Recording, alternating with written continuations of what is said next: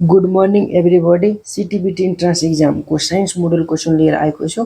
यो एकदम इम्पोर्टेन्ट, यो भिभिआई मोडल क्वेसन हो। तपाईँहरूले जुन तपाईँहरूलाई हुँदैन त्यो तपाईँहरूले याद गर्नु होला, लेखेर याद गर्नु होला। र साइन्समा कुनै विकल्प छैन, याद गर्नु बाहेक कुनै विकल्प छैन। यदि तपाईँहरूले यो क्लास 11 को 12 को र सिटिबिटी फर्स्ट इयरको सबै कम्बाइन गरेर या कि बिबिएस यानि कि बिएससी फर्स्ट इयरमा जति सोधेको छ त्यसको पनि यसमा थोरै क्वेसन हालेको छ। त्यसैले तपाईँहरूले यो जुन हुँदैन त्यो तपाईँहरूले यादै गर्नु होला र यसबाट कुनै विकल्प छैन। जसले याद गर्छ त्यसले स्कलरसिप या कुनैमा नाम निकाल्न सक्छ, जसले याद गर्दैन त्यसले नाम निकाल्न सक्दैन। त्यसैले तपाईँहरूले याद गर्नमा फोकस गर्नुहोस्। म धेरैवटा यस्तै भिडियो बनाएको छु र यो मेरो भिडियो तपाईँहरूले एकचोटि दुईचोटि हेरेर हैन, जुन हुँदैन तपाईँहरूले त्यो कपीमा टिपेर याद गर्नु होला। यदि तपाईँहरूको बुक छ भने बुकैबाट हेर्नु होला। बुकमा कुनै कुनै गलत एन्सर हुन्छ, तपाईँहरूले गलत एन्सर नटिप्नु होला। अनि 31 the specific heat capacity of water is, पानीको विशिष्ट ताप धारण शक्ति हुन्छ हैन, कति हुन्छ? 2400, 4200, 2000, 4000। यसको हाम्रो करेक्ट एन्सर भनेको 4200 हुन्छ। यो एकदम इजी क्वेसन हो हैन, सबैभन्दा पहिला इजी सोधेको छ। अब यो पछि हार्ड क्वेसन आउँछ हैन। Which material is used as a filament in filament lamp, फिलामेन्टको रूपमा कुन पदार्थको प्रयोग गरिन्छ?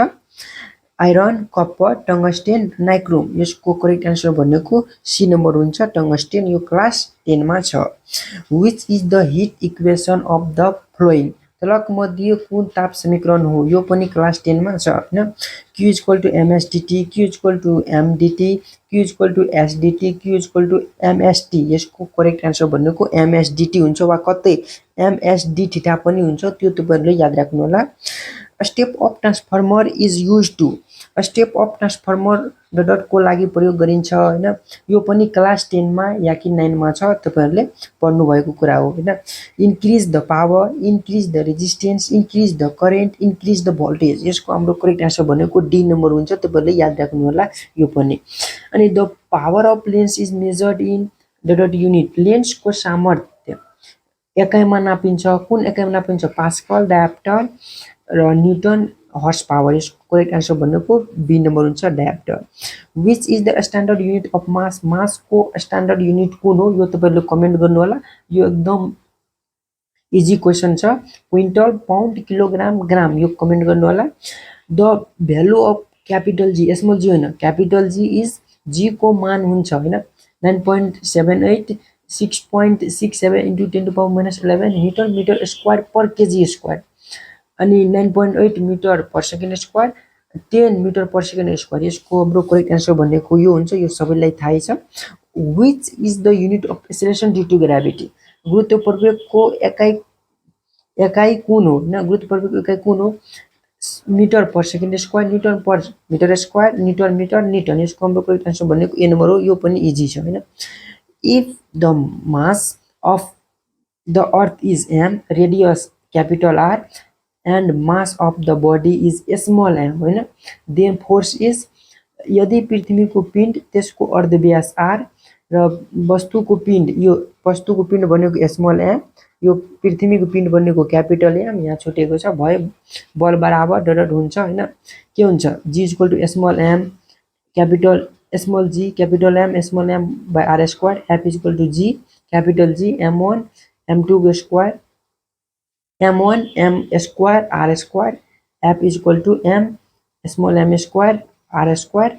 यसको हाम्रो करेक्ट एन्सर भनेको डी नम्बर हुन्छ, f g capital M small m by r square. अनि 40 को what is measured by lactometer, ल्याक्टोमिटरबाट के नापिन्छ? Length, density of milk, density of water, mass. यसको correct answer following is non renewable source of energy, लक मध्ये शक्तिको पुनः प्रयोग स्रोत कुन होइन? Solar energy, water, coal, biomass. यसको हाम्रो करेक्ट एन्सर भनेको सी नम्बर हुन्छ। The unit of pressure is, चापको एकाइ कुन हो? Newton, pascal, watt, joule. यो सबैलाई थाहा छ, हाम्रो के हो? पास्कल हैन। यो एकदम इजी क्वेसनहरु छ। Electric power consumption is measured in dot unit, विद्युत खपत डट एकाइमा नापिन्छ, कुन? एम्पियर। भोल्ट केडब्ल्युएच भनेको किलोवाट आवर, ओम। यसको हाम्रो करेक्ट एन्सर भनेको सी नम्बर हुन्छ, kilowatt hour. What is the electronic configuration of nitrogen, नाइट्रोजनको इलेक्ट्रोनिक विन्यास के हुन्छ? अब नाइट्रोजन कति नम्बरमा पर्छ 7 नम्बरमा सबैलाई थाहा छ हैन। अब तपाईहरुले जोड्नुस् यो कतिवटा भयो हैन, यो माथिको यो 9 वटा, यो 7 भएन त्यो छोड्दिनुस्। यो कतिवटा भयो 8 वटा, यो पनि 7 भएन छोड्दिनुस्। अनि यो हाम्रो 7 भयो, C number is correct answer हैन। यस्तो गरी तपाईहरुले याद राख्नु होला नन अफ द अबभ हैन। Which is the symbol of mercury, mercury को सिम्बल कुन हो हैन, AU SN PB SG। यसको हाम्रो करेक्ट आन्सर भनेको SG हो र PB यो हाम्रो लीड को हो हैन। AU भनेको हाम्रो गोल्ड को हो, यो सबैलाई थाहा छ। भ्यालेन्सी अफ एल्युमिनियम इज हैन, एल्युमिनियम को संयोजकता डट हुन्छ, यो पनि क्लास 10 मा छ। एल्युमिनियम को संयोजकता भनेको B नम्बर हुन्छ, कति हुन्छ 3 हुन्छ। आर्गन इज डट आर्गन हो inert gas, active gas, semi active gas र इनर्ट लिक्विड। यसको हाम्रो करेक्ट आन्सर भनेको आर्गन भन्ने के हो, हाम्रो ग्यास इनर्ट ग्यास हो। pH value of water is, पानीको pH मान, यो pH मान कति हुन्छ 1 6 7 1.5। अनि pH value of water, pH value of sugar, sugar हैन तपाईले यो पनि याद राख्नु होला। pH भ्यालु अफ सुगर यो हाम्रो कति हुन्छ 7 नै हुन्छ। pH value of sugar, pH value of water यो पनि तपाईले याद राख्नु होला। सुगर पनि धेरै चोटी सोधेको छ र वाटर पनि। अनि the king of acid is, HCl भनेको हाइड्रोक्लोरिक एसिड, NHC हैन। अनि H2SO4 सल्फ्युरिक एसिड, यो हाम्रो के हो कार्बनिक एसिड, यो कुनै एसिड होइन, यो हाम्रो के हो कार्बनिक एसिड H2CO3। यसको हाम्रो करेक्ट आन्सर भनेको H2SO4। यो धेरै चोटी सोधेको क्वेशन हो हैन, यो VVI क्वेशन हो, तपाईले यो याद राख्नु होला। अनि which of the flowing is liquid, तरल मध्ये तरल कुन हो क्याल्सियम, मर्करी, एल्युमिनियम, आइरन, यो सबैलाई थाहै छ। यसको हाम्रो करेक्ट आन्सर भनेको B नम्बर हुन्छ। न्यूक्लियस टेक्स पार्ट इन, न्यूक्लियसले मा भाग लिन्छ केमा, रिप्रोडक्सनमा, रेस्पिरेसनमा, सेक्रिसनमा र नन अफ दिजमा। यसको करेक्ट आन्सर भनेको reproduction, A number is correct answer.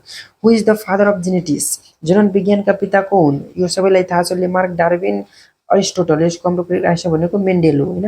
The which virus is responsible for AIDS, rhino, paramyxo, retro, polio. यसको हाम्रो करेक्ट आन्सर भनेको C नम्बर हुन्छ रेट्रो र पारामिक्जो के गर्छ तपाईहरुले कमेन्ट गर्नु होला। यो कुन यो डिजिज लगाउँछ, कमन कोल्ड हैन, अलि कि कमन कोल्ड लगाउँछ कि अरु लगाउँछ त्यो तपाईहरुले कमेन्ट गर्नु होला। यो पनि धेरै चोटी सोधेको छ। भाइरसेस आर अल्सो कल्ड हैन, viruses are also called parasites, saprophytes, obligatory parasites, obligatory saprophytes. यसको हाम्रो करेक्ट आन्सर भनेको C नम्बर छ हैन।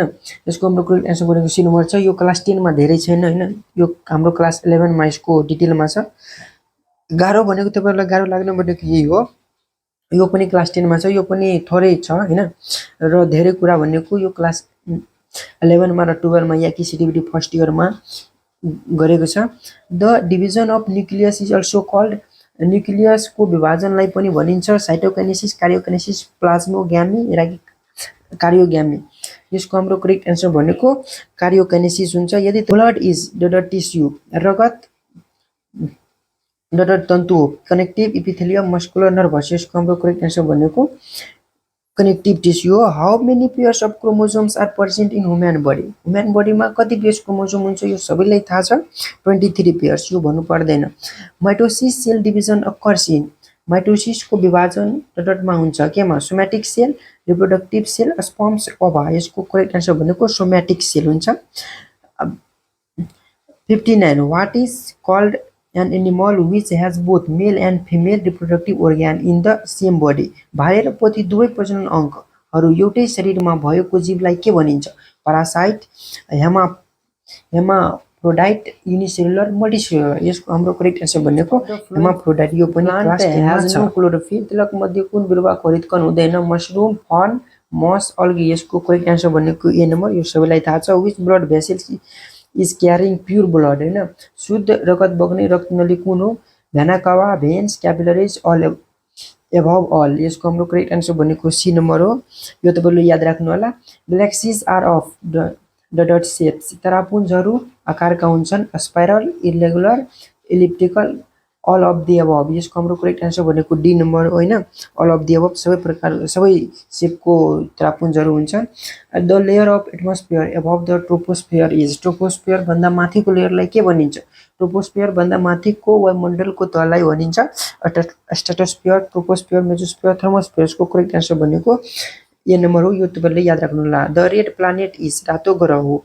मर्करी, अर्थ, प्लुटो, मार्स, यसको करेक्ट आन्सर भनेको मार्स हो, डी नम्बर। अनि the estimated age of Earth is, पृथ्वीको अनुमानित आयु डट हो 4.2 billion years, 4.5 billion years, 4.6 billion years, 4.7 billion years. यसको हाम्रो करेक्ट आन्सर भनेको बी नम्बर 4.5 बिलियन इयर्स हो। र अर्को भिडियोमा म्याथको लिएर आउनेछु र अर्को भिडियोमा म इङ्ग्लिसको लिएर आउनेछु। त्यसैले तपाईँले यो च्यानललाई सब्सक्राइब गर्नु होला। राम्रो लाग्यो भने यो भिडियोलाई लाइक गर्नु होला। यस्तै अरू चाहियो भने कमेन्ट गर्नु होला। र यस्तै भिडियोहरू धेरै बनाइसकेको छु र लास्ट इयर पनि बनाएको थिएँ र यसमा यो इयर पनि बनाउँदैछु। त्यसैले